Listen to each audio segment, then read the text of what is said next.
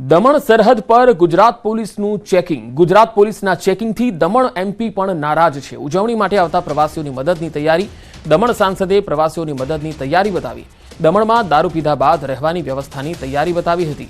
Border પર ચેકિંગના નામે હેરાનગતિનો એમપીનો આક્ષેપ પણ છે. ગુજરાત પોલીસ પર દમણ સાંસદે ગંભીર આક્ષેપ લગાવ્યા. દારૂની હેરાફેરી અને કામગીરી અંગે આક્ષેપો કર્યા. દમણ સાંસદના આક્ષેપથી રાજકીય ગરમાવો આવી ગયો છે. જે કોઈ 31ની ઉજવણી કરવા માટે દમણ આવે છે કે દીવ આવે છે, તેઓએ રાત્રે પહેલી વાત તો નશાની હાલતમાં દમણ છોડવું કે દીવ છોડવું નહીં. અને જો તમને કોઈ દમણમાં અહીંયાથી પાછું જવા માટે એટલું મજબૂર બનવું પડતું હોય કે અહીંયા કોઈ રહેવાની વ્યવસ્થા નથી, તો આપ સૌને વિનંતી કરું છું કે આપ મારા નંબર ઉપર કોન્ટેક્ટ કરી શકો છો અને તમને હું મારા સમાજનો જે કોળી પટેલ સમાજનો હોલ છે ત્યાં રહેવાની વ્યવસ્થા કરી આપીશ. ગુજરાત પોલીસ જાણ જોઈને દમણના ટુરિસ્ટોને ટાર્ગેટ કરે છે અને આ લોકોને રાત્રે પકડીને રાત્રે અમને પકડીને જેલોમાં બંધ કરી દેતી હોય છે. તો આ હેરાનગતિ ઘણા વર્ષોથી થઈ રહી છે, જેના લીધે અમારા ટુરિઝમને અને અમારા વેપારીઓને નુકસાન થઈ રહ્યું છે. હવે હું એ પણ કહેવા માંગુ છું કે ગુજરાતની પોલીસ અને વલસાડ પોલીસને કે ભાઈઓ, તમે જો ડ્રાઈવર પીધેલો હોય તો જ આવી કામગીરી કરો. દમણ સાંસદના ગુજરાત પોલીસ પર ગંભીર આક્ષેપ. ગુજરાતમાં દારૂ પહોંચે છે તે ક્યાંથી પહોંચે છે? ગુજરાતમાં દારૂ ઉડીને કે ટનલોથી તો જતો નથી. ક્યાંક પોલીસની કામગીરી પણ શંકામાં છે. જેટલો દારૂ દમણમાં આસાનીથી નથી મળતો, એટલો દારૂ ગુજરાતમાં આસાનીથી મળે છે, એવું પણ તેમણે કહ્યું.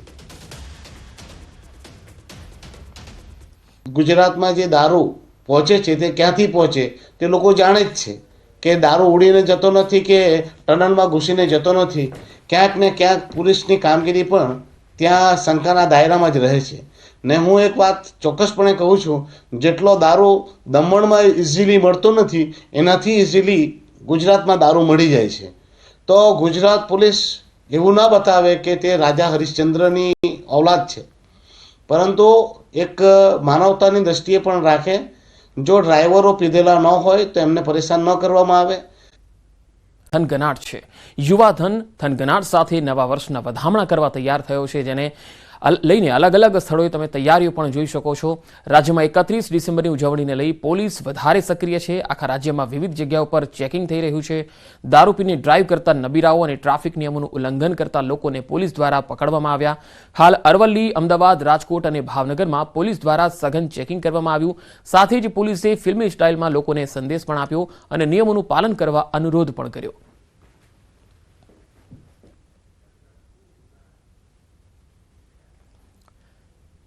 ને લઈને યુવાઓમાં અનેરો ઉત્સાહ છે. તેમના ઉત્સાહમાં 4 ચાંદ લગાવવા અમદાવાદના બોડકદેવ ખાતે આવેલ હોટલ પ્રાઇડ દ્વારા અનોખું આયોજન કરાયું. હોટલ પ્રાઇડ દ્વારા અલગ અલગ જ થીમ આધારિત બેઝ પાર્ટીનું આયોજન કરાયું. અનલિમિટેડ ફૂડની સાથે કોકટેલ, મોકટેલ અને બેલે ડાન્સર સાથે અન્ય ફિલ્મી હસ્તીઓ પણ આ પાર્ટીમાં ઉપસ્થિત રહેશે.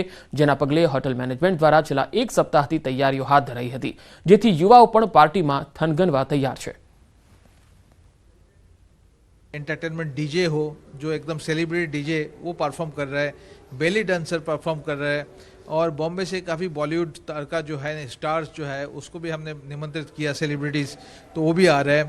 और बहुत अच्छा जो प्राइड प्लाजा के नाम से जो खाना गिना जाता है, वेज काफ़ी और नॉन वेज का स्टार्टर्स, बहुत सारे स्टार्टर्स के साथ साथ डिनर का भी आयोजन किया हुआ है, और साथों साथ मॉकटेल बार, देसी विदेशी मॉकटेल्स का समाहार यहाँ पे किया हुआ है. સુરતની પરમસુખ ગુરુકુળમાં 31ની અનોખી રીતે ઉજવણી કરવામાં આવી. વિદ્યાર્થીઓએ હનુમાન ચાલીસાના પાઠ કરી 31ની ઉજવણી કરી. પરમસુખ ગુરુકુળના કેમ્પસ ડિરેક્ટરે કહ્યું, 31ની ઉજવણી પશ્ચિમી સંસ્કૃતિને અનુસરીને કરવામાં આવતી હોય છે, પરંતુ વર્ષના છેલ્લા દિવસે હિન્દુ સંસ્કૃતિનો પ્રચાર થાય તેવા હેતુથી આ અનોખું આયોજન કરાયું. શાળામાં અભ્યાસ કરતા વિદ્યાર્થીઓ પોતાની સંસ્કૃતિને જાળવી રાખે તે માટે 11 હનુમાન ચાલીસાના પાઠ કરવામાં આવ્યા. ત્યારે વિદ્યાર્થીઓમાં સંસ્કારોનું સિંચન થાય તેવા હેતુથી પરમસુખ ગુરુકુળ દ્વારા અનોખો પ્રયાસ કરવામાં આવ્યો.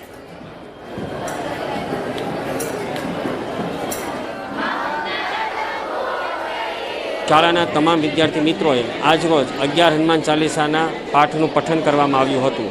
પ્રભુ શ્રી રામ, પ્રભુ શ્રી હનુમાનજી અને ભગવાન શ્રી સ્વામિનારાયણના યાદ કરી અને સહપરિવાર સાથે આજરોજ 31 ભગવાન હનુમાન ચાલીસાના પઠન દ્વારા કરીશું એવો એક સુંદર મેસેજ શાળા દ્વારા આપવામાં આવ્યો હતો.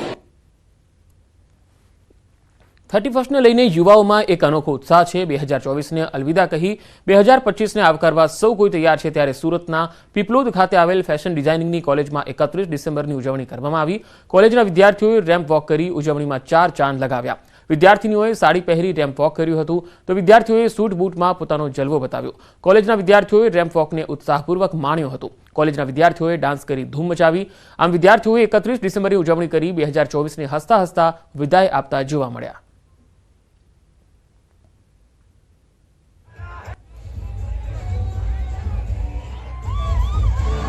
ડીજેના તાલે આ વિદ્યાર્થીઓ નાચતા જોવા મળ્યા. 31 ડિસેમ્બરને લઈને આ ઉજવણી છે એ ખાસ બની ગઈ હતી અને કોલેજના વિદ્યાર્થીઓએ રેમ્પ વોક કરી ઉજવણી કરી હતી.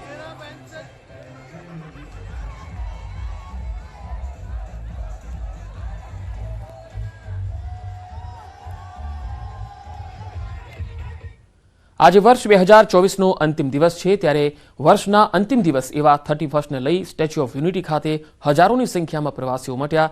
31ને લઈ સ્ટેચ્યુ ઓફ યુનિટી ખાતે પ્રવાસીઓને કોઈ તકલીફ ન પડે તે માટે તમામ પ્રકારની વ્યવસ્થાઓ ગોઠવવામાં આવી. પ્રવાસીઓ વધતા એસટી વિભાગની 30 જેટલી બસો ફાળવવામાં આવી છે.